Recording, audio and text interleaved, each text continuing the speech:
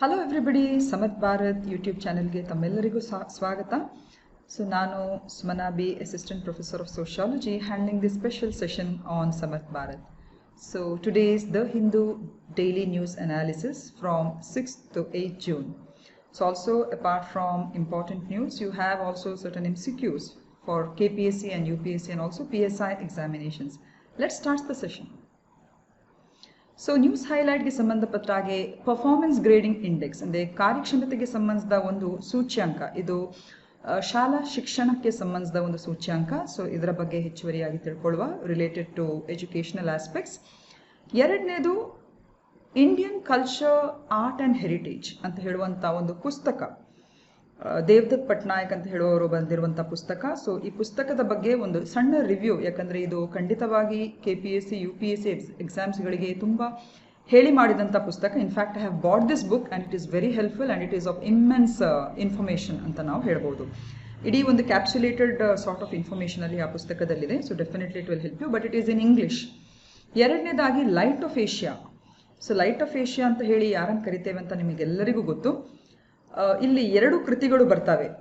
So light of Asia ಅಂತ ಹೇಳಿ ಬುದ್ಧನನ್ನು ಯಾರು ತಮ್ಮ ಕೃತಿಯಲ್ಲಿ ವರ್ಣಿಸಿದ್ದಾರೆ, ಯಾತಕ್ಕೋಸ್ಕರ ಹೇಳ್ತಾರೆ, ಹಾಗೂ ಇತ್ತೀಚೆಗೆ the light of Asia the poem the defined Buddha ಅಂತ ಹೇಳುವಂಥ ಆ ಒಂದು ಕೃತಿಯನ್ನು ಕೂಡ ಜಯರಾಮ್ ರಮೇಶ್ ಅವರು ಬರೆದಿರ್ತಾರೆ. ಸೊ ಅದಕ್ಕೆ ಸಂಬಂಧಿಸಿದಾಗೆ ಕೂಡ ಮಾಹಿತಿಯನ್ನು ನಾವು ತಿಳ್ಕೊಂಡ್ಬಿಡುವ. ಅಪಾರ್ಟ್ ಫ್ರಮ್ ದ್ಯಾಟ್, ಇತ್ತೀಚೆಗೆ Sri Lanka recovers a black box from ship. So ಹೆಚ್ಚಾಗಿ ಬ್ಲ್ಯಾಕ್ ಬಾಕ್ಸ್ ಅಂತ ಹೇಳಿದ್ರೆ ನಾವು ತಿಳ್ಕೊಳ್ಳೋದು ವಿಮಾನದಲ್ಲಿ ಮಾತ್ರ ಇರೋದು ಅಂತ ಹೇಳಿಬಿಟ್ಟು, ಹೆಚ್ಚಾಗಿ ವಿಮಾನ ಅವಘಡಲಾಗುವಂಥ ಸಂದರ್ಭದಲ್ಲಿ ಡೇಟಾ ರಿಟ್ರೀವ್ ಮಾಡಲಿಕ್ಕೆ, ಅಂದರೆ ಯಾತಕ್ಕೋಸ್ಕರ ಏನಕ್ಕೋಸ್ಕರ ಮುಂಜಾಗ್ರತಾ ಕ್ರಮವಾಗಿ ಇನ್ನು ಫ್ಯೂಚರಲ್ಲಿ ಏನೆಲ್ಲ ಮಾಡ್ಕೊಳ್ಬೋದು ಎನ್ನುವ ದೃಷ್ಟಿಯಲ್ಲಿ ಈ ಬ್ಲ್ಯಾಕ್ ಬಾಕ್ಸನ್ನು ಹೆಚ್ಚಾಗಿ ವಿಮಾನಗಳಲ್ಲಿ ಅಳವಡಿಸುವಂಥದ್ದನ್ನು ನಾವು ಕೇಳಿರ್ಬೋದು. ಬಟ್ ಬ್ಲ್ಯಾಕ್ ಬಾಕ್ಸ್ ಹಡಗುಗಳಲ್ಲಿರ್ತದ ಅಥವಾ ಇನ್ನು ಬೇರೆ ಯಾವ ವಾಹನಗಳಲ್ಲಿ ಇರ್ತದೆ ಅಂತ ಹೇಳುವುದನ್ನು ನಾವು ಹೆಚ್ಚುವರಿಯಾಗಿ ತಿಳ್ಕೊಂಡ್ಬಿಡುವ. ಸೊ ಆ ನ್ಯೂಸ್ಗೆ ಸಂಬಂಧಪಟ್ಟಾಗೆ ಇನ್ನಷ್ಟು ವಿಚಾರಗಳನ್ನು let us try to understand and analyse. And also at the end you have MCQs related to KPSC UPSC prelims and the PSI. So we shall start. ಶಿಕ್ಷಣ ಕಾರ್ಯಕ್ಷಮತೆಗೆ ಸಂಬಂಧಿಸಿದ ಸೂಚ್ಯಾಂಕದಲ್ಲಿ ಪಂಜಾಬ್ ಪ್ರಥಮ, ತಮಿಳುನಾಡು ಎರಡನೇ ಮತ್ತು ಕೇರಳ ಮೂರನೇ ಸ್ಥಾನದಲ್ಲಿದೆ. So 3 states, first is Punjab, then next Tamil Nadu, and then Kerala, has attained a score of more than 900 out of 1000 in the Education Ministry's Performance Grading Index for 2019 and 20. So ಇದು ಬಹಳಷ್ಟು probable ಆಗಿ ಕೇಳುವಂಥ ಪ್ರಶ್ನೆ, ಯಾಕಂದರೆ ಮುಂದಿನ ಪರೀಕ್ಷೆಗಳಲ್ಲಿ, ಯಾಕಂದರೆ ಇದು ಶಿಕ್ಷಣ ಕ್ಷೇತ್ರಕ್ಕೆ ಸಂಬಂಧಿಸಿದ ಒಂದು ಸೂಚ್ಯಾಂಕ. ಸೊ ಇಲ್ಲಿ ನೀವು ಇಷ್ಟು ತಿಳ್ಕೊಬೇಕು ಏನು ಅಂತ ಹೇಳಿದರೆ, 1000 ಅಂಕಗಳಲ್ಲಿನ ಒಂದು ಒಟ್ಟು ಮೊತ್ತದಲ್ಲಿ ಅಥವಾ ಒಟ್ಟು ಟೋಟಲಲ್ಲಿ 900ಕ್ಕಿಂತಲೂ ಜಾಸ್ತಿ ಪಡ್ಕೊಂಡಂಥ ಪ್ರಮುಖ 3 ರಾಜ್ಯಗಳು ಯಾವುದು ಅಂತ ಹೇಳಿದರೆ, ಅದು ಮೊದಲನೇ ಸ್ಥಾನದಲ್ಲಿ ಪಂಜಾಬ್ ಇದೆ. ಇಲ್ಲಿ ನಾವು ಕಾಣ್ಬೋದು, out of 1000 it has got an over all PGI score. PGI score ಅಂತ ಹೇಳಿದರೆ ಪರ್ಫಾರ್ಮೆನ್ಸ್ ಗ್ರೇಡಿಂಗ್ ಇಂಡೆಕ್ಸ್. ಓಕೆ, ಕಾರ್ಯಕ್ಷಮತೆ ಸೂಚ್ಯಾಂಕಕ್ಕೆ ಶಿಕ್ಷಣ ಕಾರ್ಯಕ್ಷಮತೆಗೆ ಸಂಬಂಧಿಸಿದ ಸೂಚ್ಯಾಂಕದಲ್ಲಿ ಇದಕ್ಕೆ 929 ಪಂಜಾಬ್ಗೆ ಪಾಯಿಂಟಲ್ಲಿ ಇದ್ದುಕೊಂಡು it is in the top most. ಎರಡನೇ ರಾಜ್ಯ ಅದಕ್ಕೆ ಸಂಬಂಧಿಸಿದಾಗಿ ತಮಿಳುನಾಡು, ಅದು 906 ಅಂಕದಲ್ಲಿದೆ, ಹಾಗೂ ಮೂರನೇ ಸ್ಥಾನದಲ್ಲಿ ಕೇರಳ.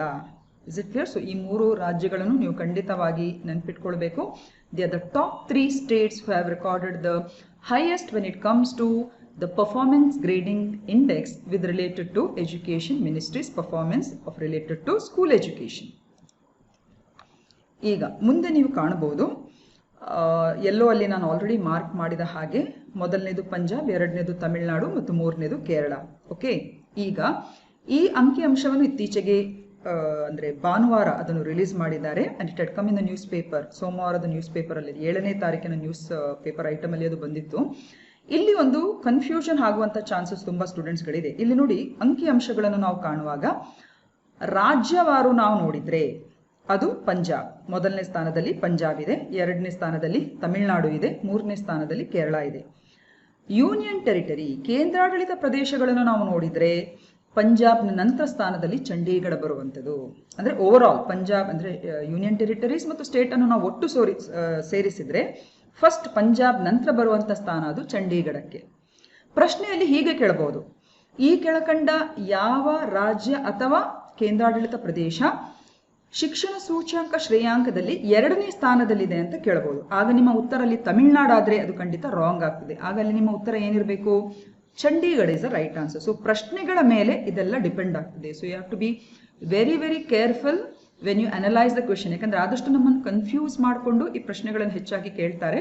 ಸೊ ಯಾವತ್ತು ನೆನ್ಪಿಟ್ಕೊಳ್ಳಿ, ರಾಜ್ಯಗಳಲ್ಲಿ ಪ್ರಥಮ 3 ಯಾವುದು ಅಂತ ಹೇಳಿದ್ರೆ ಪಂಜಾಬ್ ಫಸ್ಟ್, ಸೆಕೆಂಡ್ ತಮಿಳುನಾಡು, 3ನೇದು ಕೇರಳ.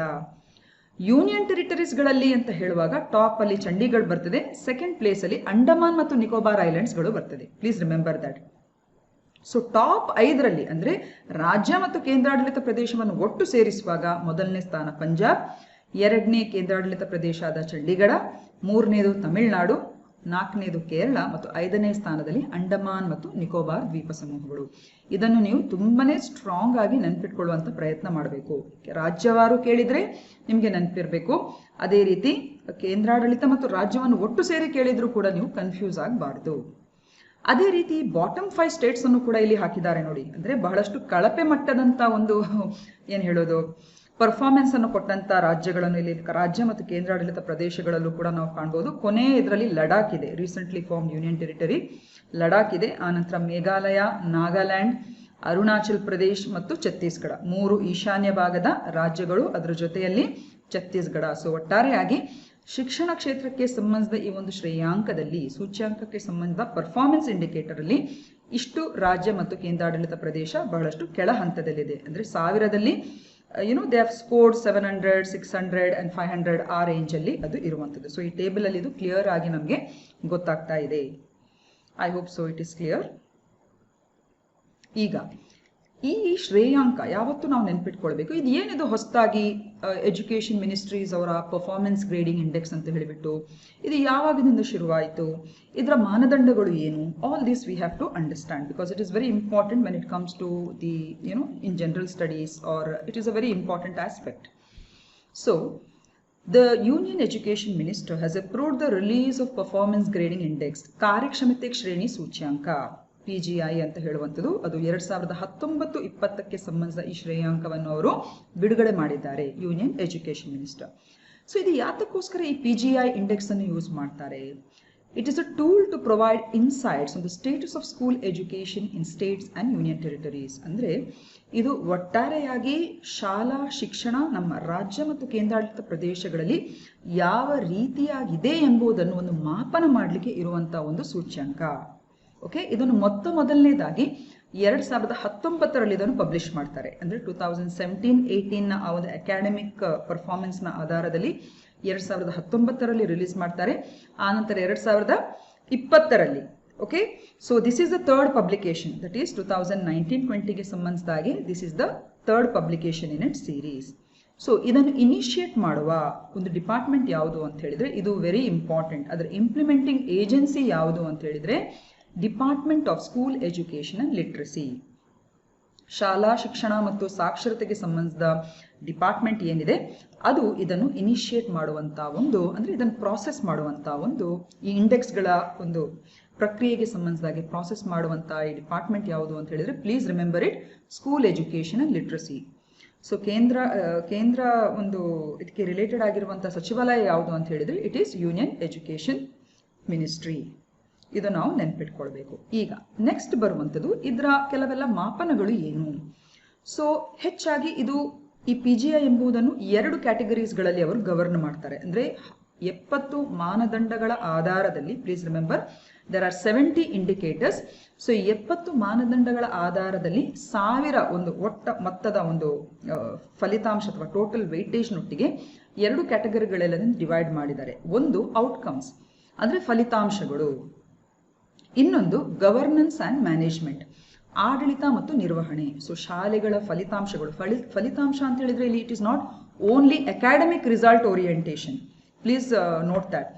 ಕೇವಲ ಪರೀಕ್ಷೆಗಳ ರಿಸಲ್ಟ್ನ ಆಧಾರದಲ್ಲಿ ಮಾತ್ರ ಅಲ್ಲ, ಒಟ್ಟಾರೆಯಾಗಿ ಶಿಕ್ಷಣದ ಒಂದು ಫಲಿತಾಂಶ ಅಂದ್ರೆ ಅದರ ಟೋಟಲ್ ಓವರ್ ಆಲ್ ಆಗಿ ಆ ಮಕ್ಕಳ ಪರ್ಫಾರ್ಮೆನ್ಸಸ್ ಇರ್ಬೋದು, ಸ್ಕೊಲಾಸ್ಟಿಕ್ ಆಕ್ಟಿವಿಟೀಸ್ಗಳಲ್ಲಿ ಅವರ ಒಂದು ಭಾಗವಹಿಸುವಿಕೆ ಇರಬಹುದು, ಇದೆಲ್ಲವನ್ನು ಕೂಡ ಅದು ಮೆಷರ್ ಮಾಡ್ತದೆ. ಸೊ ಇಲ್ಲಿ ಫಲಿತಾಂಶ ಅಂತ ಹೇಳಿದ್ರೆ it is not merely academic performance. Okay, so ಈ ಫಲಿತಾಂಶಗಳು ಅದರ ಜೊತೆಯಲ್ಲಿ ಶಾಲಾ ಆಡಳಿತ ಮತ್ತು ನಿರ್ವಹಣೆಯ ರೂಪವನ್ನು ಕೂಡ ಈ ಒಂದು 2 ಆಯಾಮಗಳಲ್ಲಿ ಅದನ್ನು ಮೆಷರ್ ಮಾಡ್ತಾರೆ. ಅದರ ಜೊತೆಯಲ್ಲಿ ಪ್ರವೇಶಾತಿ ಇರ್ಬೋದು, ಶಾಲೆಯಲ್ಲಿರುವ ಮೂಲ ಸೌಕರ್ಯ ಇನ್ಫ್ರಾಸ್ಟ್ರಕ್ಚರ್ ಫೆಸಿಲಿಟೀಸ್ಗಳಿರ್ಬೋದು, ಇತರೆ ಸೌಲಭ್ಯಗಳಿರ್ಬೋದು, ಸಮಾನತೆಯಿಂದ ಇಕ್ವಿಟಿಯಿಂದ ಅವ್ರು ತೆಗೆದುಕೊಳ್ಳುವಂಥ ನಿರ್ಧಾರಗಳಿರ್ಬೋದು, ಆಡಳಿತ ಪ್ರಕ್ರಿಯೆ ಇರ್ಬೋದು. ಸೊ ಇಂಥ ವಿವಿಧ ಇನ್ನಿತರ ಆಯಾಮಗಳಲ್ಲೂ ಕೂಡ ಸಬ್ ಕ್ಯಾಟಗರೀಸ್ಗಳಲ್ಲೂ ಕೂಡ ಈ ಒಂದು ಮಾಪನವನ್ನು ಮಾಡುತ್ತಾರೆ. ಓಕೆ, ಸೊ ಶಿಕ್ಷಣ ಸೂಚ್ಯಾಂಕ ಶ್ರೇಯಾಂಕ ಅಥವಾ ಕಾರ್ಯಕ್ಷಮತೆ ಶ್ರೇಣಿ ಸೂಚ್ಯಾಂಕ ಅಂತ ಹೇಳುವಂಥದ್ದು ಇದಕ್ಕೆ. ಸೊ ಇದಕ್ಕೆ ಸಂಬಂಧಿಸಿದಾಗೆ ಪ್ರಥಮವಾಗಿ ಪಂಜಾಬ್, 2ನೇ ಸ್ಥಾನದಲ್ಲಿ ತಮಿಳುನಾಡು ಮತ್ತು ಕೇರಳ 3ನೇ ಸ್ಥಾನದಲ್ಲಿದೆ. ಇದು ರಾಜ್ಯವಾರು. ಹಾಗೂ ಕೇಂದ್ರಾಡಳಿತ ಪ್ರದೇಶದಲ್ಲಿ ನಾನು ಆಗಲೇ ಹೇಳಿದಾಗೆ ಮೊದಲನೇದು ಚಂಡೀಗಢ, 2ನೇದು ಅಂಡಮಾನ್ ಮತ್ತು ನಿಕೋಬಾರ್ ದ್ವೀಪ ಸಮೂಹಗಳು. ಎಸ್, ಈಗ ಇದು ಇಂಡಿಯಾ ಇನ್ ಅ ನಟ್ಶೆಲ್ ಅಂತ ಹೇಳುವಂಥ ಒಂದು ಕ್ಯಾಪ್ಷನ್ ಅಲ್ಲಿ ದೇವದತ್ ಪಟ್ನಾಯಕ್ ಇವರು ಬರೆದಂತಹ ಭಾರತೀಯ ಸಂಸ್ಕೃತಿ, ಕಲೆ ಮತ್ತು ಪರಂಪರೆ ಅಂತ ಹೇಳುವಂತ ಒಂದು ಪುಸ್ತಕದ ಬಗ್ಗೆ ಬಹಳಷ್ಟು ಸವಿವರವಾದ ಒಂದು ಲೇಖನವನ್ನು ಇದರಲ್ಲಿ ಕೊಟ್ಟಿದ್ದಾರೆ. ಇದನ್ನು ನಾನಿಲ್ಲಿ ಯಾಕೆ ಮೆನ್ಷನ್ ಮಾಡಿದೆ ಅಂತ ಹೇಳಿದ್ರೆ, ಇದನ್ನು ನಾನು ಈ ಪುಸ್ತಕವನ್ನು ಇತ್ತೀಚೆಗೆ ಖರೀದಿಸಿದ್ದೇನೆ. ದೇವದತ್ ಪಟ್ನಾಯಕ್ ಅವ್ರ ಬಗ್ಗೆ ನಿಮ್ಗೆಲ್ಲರಿಗೂ ತಿಳಿದಿರ್ಬೋದು. ಈಸ್ ಒಂದು ಅಂದ್ರೆ ಮೈಥಾಲಜಿ ಬಗ್ಗೆ, ನಮ್ಮ ಪುರಾಣಗಳ ಬಗ್ಗೆ, ಇದರ ಪ್ರತಿಯೊಂದು ಕ್ಯಾರೆಕ್ಟರ್ಗಳ ಬಗ್ಗೆ ಕೂಡ ಉತ್ತಮ ರೀತಿ ಬಹಳಷ್ಟು ಬೆಸ್ಟ್ ಸೆಲ್ಲಿಂಗ್ ಬುಕ್ಸ್ಗಳ ಆಥರ್ ಅವರಾಗಿದ್ದಾರೆ. ಸೊ ಅದಲ್ಲದೆ ನಮ್ಮ ಪರಂಪರೆಯ ಬಗ್ಗೆ ಕೂಡ ಹಲವಾರು ಉತ್ತಮ ಲೇಖನಗಳನ್ನು ಕೂಡ ಅವರು ಬರೆದಿದ್ದಾರೆ. ಇವರು ಕೂಡ UPSCಗೆ ಹಲವು ಬಾರಿ ಅಂದ್ರೆ he was also civil service aspirant. ಹಾಗೂ ಅದಕ್ಕೆ ಪೂರಕವಾಗಿ ಅವರು ವೃತ್ತಿಯಲ್ಲಿ ವೈದ್ಯರು, ಅದರಲ್ಲೂ ಕೂಡ ಮೈಥಾಲಜಿ ಬಗ್ಗೆ ತುಂಬಾನೇ ಆಸಕ್ತಿಯನ್ನು ವಹಿಸಿಕೊಂಡವರು. ಆ ನಂತರ ತಮ್ಮ ವೃತ್ತಿ ಜೀವನಕ್ಕೆ ಅವರು ಗುಡ್ ಬೈ ಹೇಳಿ ಆ ನಂತರ ಬರವಣಿಗೆಯಲ್ಲೇ ಅವರು ತೊಡಗಿರ್ತಾರೆ. ಸೊ ತುಂಬಾ ಪುಸ್ತಕಗಳನ್ನು ಅವರು ಬರೆದಿದ್ದಾರೆ ಮೈಥಾಲಜಿ ಬಗ್ಗೆ. ಆದರೆ ಇದು ವಿಶೇಷವಾಗಿ ಸಿವಿಲ್ ಸರ್ವಿಸ್ ಆಸ್ಪಿರೆಂಟ್ಸ್ಗಳು, ನಾಗರಿಕ ಸೇವಾ ಪರೀಕ್ಷೆಗಳಿಗೆ ತೆಗೆದುಕೊಳ್ಳುವಂತ ವಿದ್ಯಾರ್ಥಿಗಳಿಗೆ ಇದು ಸಹಾಯ ಆಗಲಿ ಅಂತ ಹೇಳಿಬಿಟ್ಟು ಈ ಪುಸ್ತಕವನ್ನು ಅವರು ಬರೆದಿದ್ದಾರೆ. ಭಾರತೀಯ ಸಂಸ್ಕೃತಿ, ಕಲೆ ಮತ್ತು ಪರಂಪರೆ. ಸೊ ಇಂಡಿಯನ್ ಸೊಸೈಟಿ, ಕಲ್ಚರ್ ಅಂತ ಹೇಳುವಂಥ ಆಸ್ಪೆಕ್ಟ್ಸ್ಗಳು ಕೂಡ ಪರೀಕ್ಷಾ ದೃಷ್ಟಿಯಲ್ಲಿ it is very very important. So ಆ ನಿಟ್ಟಿನಲ್ಲಿ ಡಾಕ್ಟರ್ ದೇವದತ್ ಪಟ್ನಾಯಕ್ ಅವರ ಪುಸ್ತಕ ಖಂಡಿತವಾಗಿ ಇದು very important. And I have read it also. It is very nice and very eliminating ಅಂತ ನಾವು ಹೇಳ್ಬೋದು. ತುಂಬ ನಿಮಗೆ ಪರೀಕ್ಷೆಗೆ ಅದು ವಿತ್ ಪಿಕ್ಟೋರಿಯಲ್ ಎಫೆಕ್ಟ್ಸ್ ಎಲ್ಲ ಕೊಟ್ಟು ನಮ್ಮ ಮಾನ್ಯುಮೆಂಟ್ಸ್ಗಳ ಬಗ್ಗೆ, ಅದರ ಹಿನ್ನೆಲೆ, ಅದಕ್ಕೆ ಕಥಾಸಾರದ ಮೂಲಕ ಉತ್ತಮ it is very interesting actually to read that book. Okay, ಮತ್ತೆ ಇದನ್ನು ನಾನು ಯಾಕೆ ಇನ್ನೊಂದ್ಸಲ ಇಲ್ಲಿ ಕ್ಲೇಮ್ ಮಾಡಿದ್ದೇನೆ ಅಂತ ಹೇಳಿದ್ರೆ, ಈ ಆಥರ್ನ ಹೆಸರು, ಇದನ್ನು ಆಥರ್ಸ್ಗಳಿಗೂ ಕೂಡ ಕೆಲವು ಸಲ ಟ್ಯಾಗ್ ಮಾಡ್ಬೋದು. For example, Indian culture, art and heritage ಎಂಬ ಕೃತಿಯನ್ನು ಬರೆದವರು ಯಾರು ಅಂತ ಕೇಳ್ಬೋದು. ಹೌದಾ ಅಲ್ವಾ? ಯಾಕಂದ್ರೆ it is one of the best selling books also. So ಆ ಸಂದರ್ಭದಲ್ಲಿ ಇವರ ಹೆಸರು ಗೊತ್ತಿರಬೇಕು ನಿಮಗೆ. It is written by doctor Devdutt Patnaik. Okay, so ಆ ಪುಸ್ತಕಕ್ಕೆ ಜೋಡಣೆಯಾಗಿ ನಿಮಗೆ ಹೆಸರು ನೆನಪಿರಲಿ ಅಂತ ಹೇಳಿಬಿಟ್ಟು ಇಷ್ಟು ಒಂದು ಪೀಠಿಕೆಯನ್ನು ಕೊಡ್ತಾ ಇದ್ದೇನೆ. ಸೊ ದೇವದತ್ ಪಟ್ನಾಯಕ್ ಅವರ ಬಗ್ಗೆ, who has written a book called as ಭಾರತೀಯ ಸಂಸ್ಕೃತಿ, ಕಲೆ ಮತ್ತು ಪರಂಪರೆ. ಇನ್ನೊಂದಿದೆ ನೋಡಿ ಪುಸ್ತಕಕ್ಕೆ ರಿಲೇಟೆಡ್ ಆಗಿರುವಂತ ವಿಷಯ. ಏಷ್ಯಾದ ಬೆಳಕು, ಬುದ್ಧನನ್ನು ವ್ಯಾಖ್ಯಾನಿಸಿದ ಕವಿತೆ. ಲೇಖಕರು ಜಯರಾಮ್ ರಮೇಶ್. ಇದನ್ನು ನಾನು ಇಂಟೆನ್ಷನಲಿ ಯಾಕೆ ಹಾಕಿದ್ದೇನೆ ಅಂತ ಹೇಳಿದ್ರೆ, ಲೈಟ್ ಆಫ್ ಏಷ್ಯಾ ಎಂಬ ಪುಸ್ತಕವನ್ನು ಬರೆದವರು ಯಾರು ಅಂತ ಕೇಳಬಹುದು ನಿಮಗೆ. ಓಕೆ, ಲೈಟ್ ಆಫ್ ಏಷ್ಯಾ ಅಂತ ಪುಸ್ತಕವನ್ನು ಬರೆದವರು ಅಂತ ಹೇಳಿದ್ರೆ ಹೆಚ್ಚಿನವರಿಗೆ ಗೊತ್ತಿರ್ತದೆ. ಇದು ಸರ್ ಎಡ್ವಿನ್ ಆರ್ನಾಲ್ಡ್ ಅವರು ಬರೆದಂತ ಒಂದು ಪುಸ್ತಕ, ಹೆಸರಾಂತ ಪುಸ್ತಕ. ಬುದ್ಧನ ಬಗ್ಗೆ, ಅವನ ಜೀವನ ಚರಿತ್ರೆ, ಅವನ ಉಪದೇಶಗಳ ಬಗ್ಗೆ, ಅವನ ಟೀಚಿಂಗ್ಸ್ಗಳ ಬಗ್ಗೆ ಎಲ್ಲ, ಅವನ ಜೀವನ ಸವಿವರವನ್ನು ಬಹಳಷ್ಟು ಉತ್ತಮ ಒಂದು ಕಾವ್ಯ ರೂಪಣೆಯ ರೀತಿಯಲ್ಲಿ ಬರೆದಂತ ಒಂದು ಅಂತಾರಾಷ್ಟ್ರೀಯ ಮಟ್ಟದಲ್ಲಿ ಮನ್ನಣೆ ಪಡೆದಂತ ಒಂದು ಪುಸ್ತಕ. And the credit goes to sir Edwin Arnold ಅಂತ ಹೇಳುವವರು. ಇದು 1879ರಲ್ಲಿ ಅವರು ಬರೆದಂತ ಪುಸ್ತಕ. ಅದು ಲಂಡನ್ ಅಲ್ಲಿ ಪಬ್ಲಿಷ್ ಆದದು. ಅಲ್ಲಿವರೆಗೆ ಸ್ಪೆಷಲಿ ಯುರೋಪಿಯನ್ಸ್ ಮತ್ತು ಅಮೆರಿಕದ ಹೆಚ್ಚಿನ ಮಂದಿಗೆ ಬೌದ್ಧ ಧರ್ಮ, ಬುದ್ಧನ ಬಗ್ಗೆ ಅಷ್ಟು ಸವಿವರವಾದಂಥ ಒಂದು ಮಾಹಿತಿ ಇಲ್ಲದಂಥ ಸಂದರ್ಭದಲ್ಲಿ ಈ ಪುಸ್ತಕ ಇದೆಯಲ್ಲ, ತುಂಬನೇ ಬುದ್ಧನ ಬಗ್ಗೆ ಒಂದು ಹೆಚ್ಚಿನ ಒಂದು ರೀತಿಯ ಒತ್ತನ್ನು ಕೊಟ್ಟು ಅವರ ಪ್ರಖ್ಯಾತಿಯನ್ನು ಹಬ್ಬಿಸಿದಂಥ ಒಂದು ಪುಸ್ತಕ ಅಂತ ನಾವು ಹೇಳ್ಬೋದು. ಸೊ ಆ ಪುಸ್ತಕದ ಆಧಾರದಲ್ಲೇ ಬುದ್ಧನನ್ನು ಕೂಡ ಲೈಟ್ ಆಫ್ ಏಷ್ಯಾ ಅಂತ ನಾವು ಹೇಳಿ ಬಣ್ಣಿಸ್ತೇವೆ. ಹೌದಾ ಅಲ್ವಾ? So it's a very famous book. In fact ಸರಿಸುಮಾರು 30 ಭಾಷೆಗಳಲ್ಲಿ ಆ ಪುಸ್ತಕದ ಒಂದು ಅಂದರೆ ಟ್ರಾನ್ಸ್ಲೇಷನ್ ಆಗಿದೆ. Okay, lot number of translations ಆಗಿದೆ. ಹಾಗೂ ತುಂಬ ಮಂದಿಗೆ ಆ ಪುಸ್ತಕ ಯಾವುದು ಏಷ್ಯಾದ ಬೆಳಕು, ದ ಲೈಟ್ ಆಫ್ ಏಷ್ಯಾ ಅಂತ ಹೇಳುವಂಥ ಆ ಪುಸ್ತಕ ಇದೆಯಲ್ಲ, ಅದು ತುಂಬ ಮಂದಿಗೆ ಒಂದು ಜೀವನಕ್ಕೆ ಅದೊಂದು ದಾರಿದೀಪ ಆಗಿದೆ ಅಂತ ನಾವು ಹೇಳ್ಬೋದು. ಸ್ವಾಮಿ ವಿವೇಕಾನಂದ ಇರ್ಬೋದು, ಮಹಾತ್ಮ ಗಾಂಧಿ ಇರ್ಬೋದು, ಜವಾಹರ್ಲಾಲ್ ನೆಹರು ಇರ್ಬೋದು, ಡಾಕ್ಟರ್ BR ಅಂಬೇಡ್ಕರ್ ಇರ್ಬೋದು. ಸೊ ಹಲವಾರು ಮಂದಿಗೆ ಒಂದು ರೀತಿ ದಾರಿದೀಪ ಆದಂಥ ಒಂದು ಪುಸ್ತಕ ಅದು. ಯಾವುದು? ಸರ್ ಎಡ್ವಿನ್ ಅರ್ನಾಲ್ಡ್ ಅವರು ಬರೆದಂಥ ಲೈಟ್ ಆಫ್ ಏಷ್ಯಾ. ದಯವಿಟ್ಟು ಅದಕ್ಕೋಸ್ಕರ ಕನ್ಫ್ಯೂಸ್ ಆಗಬೇಡಿ. ಲೈಟ್ ಆಫ್ ಏಷ್ಯಾ ಅಂತ ಹೇಳುವಂಥ ಪುಸ್ತಕ ಬರೆದವರು ಯಾರು ಹೇಳಿ? Sir Edwin Arnold. ಈಗ ಈ ಪುಸ್ತಕದ ಪ್ರಭಾವದ ಆಧಾರದ ಮೇಲೆ ಜಯರಾಮ್ ರಮೇಶ್ ಅಂತ ಹೇಳುವಂಥ ನಮ್ಮ ರಾಜ್ಯಸಭಾ MP ಅವರು, ಕೇಳಿದಿರಲ್ಲ, ಎನ್ವೈರನ್ಮೆಂಟ್ ಮಿನಿಸ್ಟರ್ ಕೂಡ ಆಗಿದ್ರು ಹಿಂದಿನ ಮನಮೋಹನ್ ಸಿಂಗ್ ಗೌರ್ಮೆಂಟ್ ಅಲ್ಲಿ. ಸೊ ಅವರು ಜಯರಾಮ್ ರಮೇಶ್ ಅವರು ಹೊಸದಾಗಿ ಒಂದು ಪುಸ್ತಕ ಬರೆದಿದ್ದಾರೆ. ಅದರ ಹೆಸರು ಏಷ್ಯಾದ ಬೆಳಕು, ಬುದ್ಧನನ್ನು ವ್ಯಾಖ್ಯಾನಿಸಿದ ಕವಿತೆ. Is it clear? The light of Asia, the poem the defined Buddha ಅಂತ ಹೇಳುವಂಥ ಪುಸ್ತಕವನ್ನು ಬರೆದವರು ಜಯರಾಮ್ ರಮೇಶ್. ಸೊ ಎರಡನ್ನು ಕನ್ಫ್ಯೂಸ್ ಮಾಡಿ ಹಾಕ್ಲಿಕ್ಕೆ ನಿಮಗೆ ಪರೀಕ್ಷೆಯಲ್ಲಿ ಪ್ರಶ್ನೆಗಳನ್ನು ಕೇಳ್ಬೋದು. ಏಷ್ಯಾದ ಬೆಳಕು ಬರೆದವರು ಯಾರು? There the answer is sir Edwin Arnold. ಅದು 1879 ಅಲ್ಲಿ ಬರೆದಂಥ ಪುಸ್ತಕ. ಇನ್ನೊಂದ್ಸಲ ಕೇಳ್ಬೋದು ಹೀಗೆ, ಏಷ್ಯಾದ ಬೆಳಕು, ಯಾಕಂದ್ರೆ ಹೆಚ್ಚಿನವರಿಗೆ ಏಷ್ಯಾದ ಬೆಳಕು ಬರೆದವರು ಎಡ್ವಿನ್ ಅರ್ನಾಲ್ಡ್ ಅಂತ ಗೊತ್ತಿರ್ತದೆ. ಆದರೆ ಏಷ್ಯಾದ ಬೆಳಕು, the poem the defined Buddha, ಬುದ್ಧನನ್ನು ವ್ಯಾಖ್ಯಾನಿಸಿದ ಕವಿತೆ ಎಂಬ ಪುಸ್ತಕ ಬರೆದವರು ಯಾರು ಅಂತ ಹೇಳಿದ್ರೆ ಆಗ ನಮಗೆ ಗೊತ್ತಿರಬೇಕು, ಅದು ನಮ್ಮವರೇ ಆದ ಜಯರಾಮ್ ರಮೇಶ್ ಅವರು ಬರೆದಂಥ ಪುಸ್ತಕ. ಇಷ್ಟು ನೀವು ಡಿಫ್ರೆನ್ಸ್ ಅನ್ನು ಅರ್ಥ ಮಾಡ್ಕೊಳ್ಬೇಕು. ಸೊ ಈ ಪುಸ್ತಕದಲ್ಲಿ ಜಯರಾಮ್ ರಮೇಶ್ ಅವರು ಕೂಡ ಏಷ್ಯಾದ ಬೆಳಕು ಅಂತ ಹೇಳಿ ಬುದ್ಧನನ್ನು ವ್ಯಾಖ್ಯಾನಿಸಿದಂಥ ಆ ಒಂದು ವಿಶೇಷ ಪುಸ್ತಕ, ಅಂದ್ರೆ ಎಡ್ವಿನ್ ಅರ್ನಾಲ್ಡ್ ಅವರು ಬರೆದಂಥ ಆ ಪುಸ್ತಕದ ಒಂದು ಆಧಾರದ ಮೇಲೆ ಇವರು ಹೆಚ್ಚುವರಿಯಾಗಿ ಅದರ ಬಗ್ಗೆ ಉಲ್ಲೇಖಗಳನ್ನು ಕೊಟ್ಟು ಅದನ್ನು ಬರೆದಿದ್ದಾರೆ. ಓಕೆ, ಸೊ ಈ ಒಂದು ಡಿಫ್ರೆನ್ಸ್ ಅನ್ನು ನೀವೆಲ್ಲರೂ ಗಮನಿಸಬೇಕು. ಇಲ್ಲಿ ಅದಕ್ಕೋಸ್ಕರ ಹೇಳ್ತೇನೆ, the light of Asia or the great renunciation ಅಂತ ಹೇಳುವಂಥ ಈ ಟೈಟಲ್ ಇರುವಂಥ ಪುಸ್ತಕ ಬರೆದವರು ಸರ್ ಎಡ್ವಿನ್ ಅರ್ನಾಲ್ಡ್.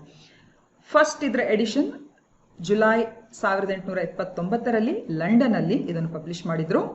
ಇದು ಒಂಥರ ನಿರೂಪಣಾ ಕವಿತಾ ರೂಪದಲ್ಲಿರುವಂತಹ ಒಂದು ಪುಸ್ತಕ. ಗೌತಮ ಬುದ್ಧನ ಹುಟ್ಟು, ಅವರ ಜ್ಞಾನೋದಯ, ಗೌತಮನಿಂದ ಬುದ್ಧ ಆದಂತಹ ಆ ಒಂದು ರೂಪಕತೆ ಇದೆಯಲ್ಲ, ಅದನ್ನು ಚಂದ ಮಾಡಿ ಕವಿತಾ ನಿರೂಪಣೆ ರೀತಿಯಲ್ಲಿ ಆ ಪುಸ್ತಕದಲ್ಲಿ ಅವರು ಬಣ್ಣಿಸಿದ್ದಾರೆ. ಆಗ್ಲೇ ನಾನು ಹೇಳಿದಾಗೆ ಈ ಪುಸ್ತಕ ತುಂಬಾ ಮಂದಿಗೆ ಇನ್ಸ್ಪಿರೇಷನ್ ಕೊಟ್ಟಂತಹ ಪುಸ್ತಕ. Right from Mahatma Gandhi, doctor BR Ambedkar, ತುಂಬಾ ಮಂದಿಗೆ, ಸ್ವಾಮಿ ವಿವೇಕಾನಂದ, ಸೊ ಹೀಗೆ ನಾನಾ ಮಂದಿಗೆ ಈ ಪುಸ್ತಕ ಬಹಳಷ್ಟು ಒಂದು ಇನ್ಫ್ಲೂಯೆನ್ಸ್ ಆಗಿದೆ.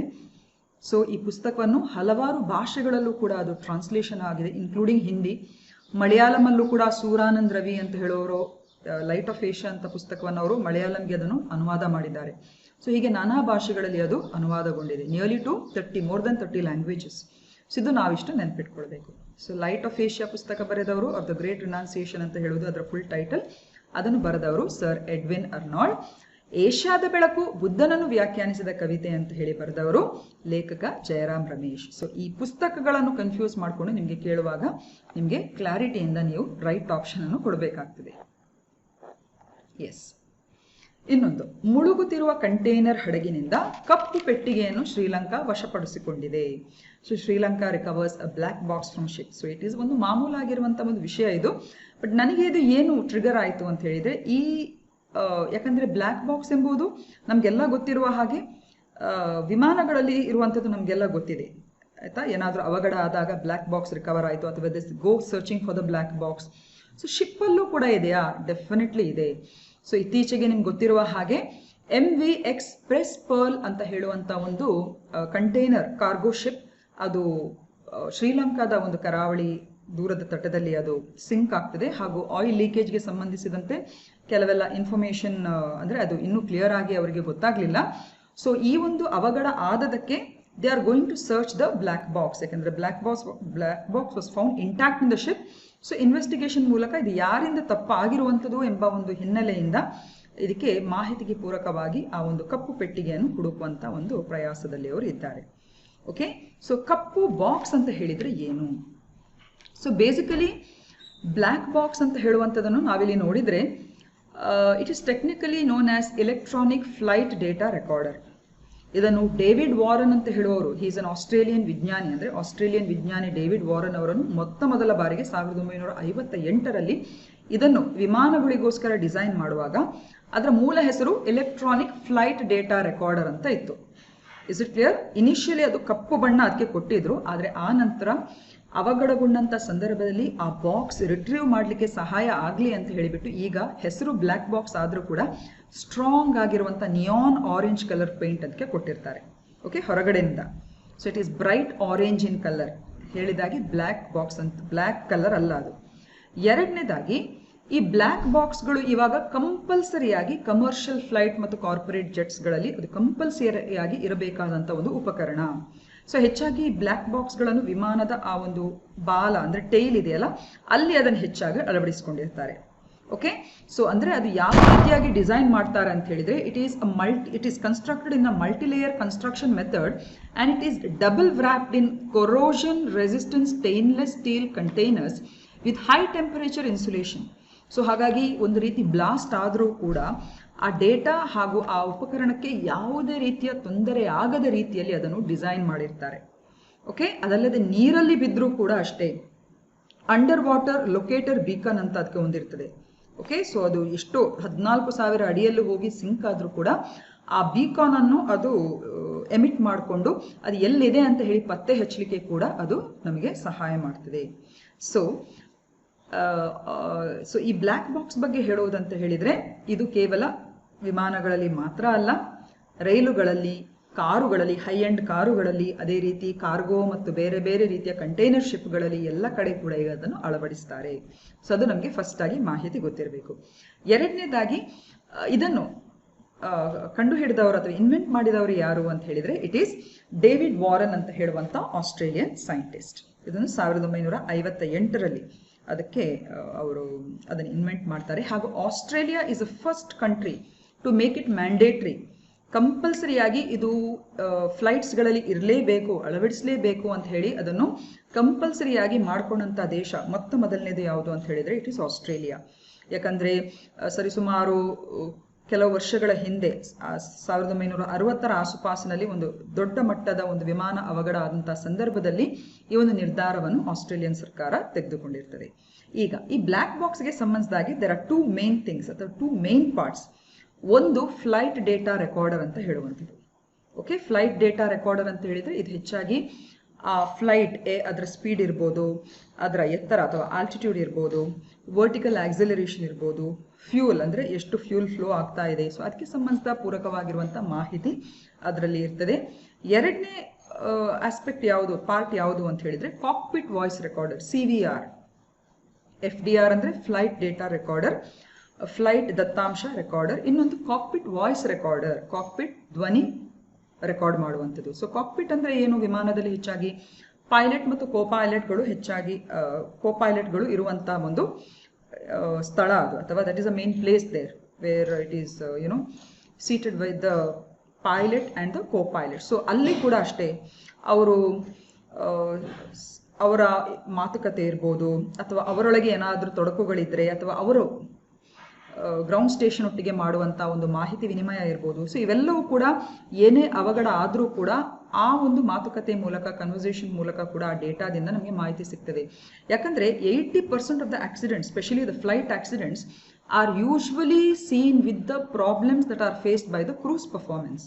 ಅಂದರೆ ಈ ಪೈಲಟ್ ಅಥವಾ ಕೋಪೈಲಟ್ನ ಕೆಲವೆಲ್ಲ ಒಂದು ರೀತಿಯ ಫಾಲ್ಟ್ನಿಂದಾಗಿ 80% ಆಕ್ಸಿಡೆಂಟ್ಗಳು, ಫ್ಲೈಟ್ ಆಕ್ಸಿಡೆಂಟ್ಗಳು ಸಂಭವಿಸ್ತವೆ ಅಂತ ಹೇಳಿ ಇದಕ್ಕೆ ಸಂಶೋಧನೆಗಳು ಕೂಡ ದಾಖಲ್ಪಟ್ಟಿವೆ. ಸೊ ಹಾಗಾಗಿ ಕಾಕ್ಪಿಟ್ ವಾಯ್ಸ್ ರೆಕಾರ್ಡರ್ ತುಂಬಾನೇ ಅದು ನಮಗೆ ಪ್ರಾಮುಖ್ಯತೆ ಇರ್ತದೆ. ಅಂದರೆ ಅವರೊಳಗೆ ನಡೆಯುವಂಥ ಸಂಭಾಷಣೆ, ಗ್ರೌಂಡ್ ಸ್ಟೇಷನ್ ಒಟ್ಟಿಗೆ ಅವರು ಮಾಡುವಂಥ ಸಂಭಾಷಣೆ. ಯಾಕಂದರೆ ಇತ್ತೀಚೆಗೆ ಮಂಗಳೂರಿನಲ್ಲಿ ನಡೆದಂಥ ಒಂದು ದುರಂತ ಏನು, ವಿಮಾನ ದುರಂತದಲ್ಲೂ ಕೂಡ ಅಷ್ಟೇ, ಅದರಲ್ಲೂ ಕೂಡ ಪೈಲಟ್ನ ಒಂದು ರೀತಿಯ ಓವರ್ ಆಗಿರುವಂಥ ಒಂದು ಫ್ಲೈಟ್ ಶೆಡ್ಯೂಲೇ ಅವರ ಒಂದು ಫೆಟೀಗ್ ಅಥವಾ ಆ ಒಂದು ದುರಂತಕ್ಕೆ ಕಾರಣ ಅಂತ ಹೇಳಿ ಕೂಡ ಅದು ಸಾಬೀತಾಗಿದೆ. ಸೊ ಹಾಗಾಗಿ ಅದಕ್ಕೋಸ್ಕರ ಕಾಕ್ಪಿಟ್ ವಾಯ್ಸ್ ರೆಕಾರ್ಡರ್ ಅನ್ನು ಕೂಡ ಅವರು ತುಂಬಾನೇ ಅದಕ್ಕೆ ಬ್ಲ್ಯಾಕ್ ಬಾಕ್ಸ್ ಅನ್ನು ರಿಟ್ರೀವ್ ಮಾಡುವಾಗ ಆ ಕನ್ವರ್ಸೇಷನ್ಗೆ ಅವರು ತುಂಬಾನೇ ಪ್ರಾಮುಖ್ಯತೆಯನ್ನು ಕೊಡ್ತಾರೆ.